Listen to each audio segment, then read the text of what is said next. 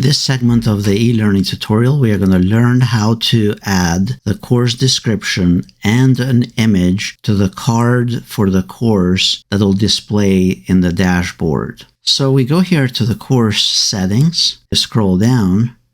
This is where you put in your course summary.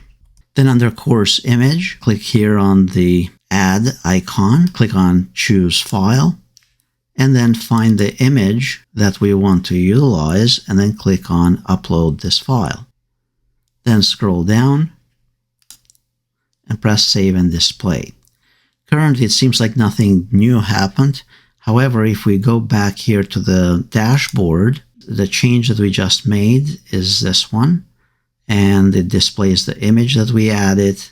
And then the description that we added, it will show only when you select the summary view under the course overview.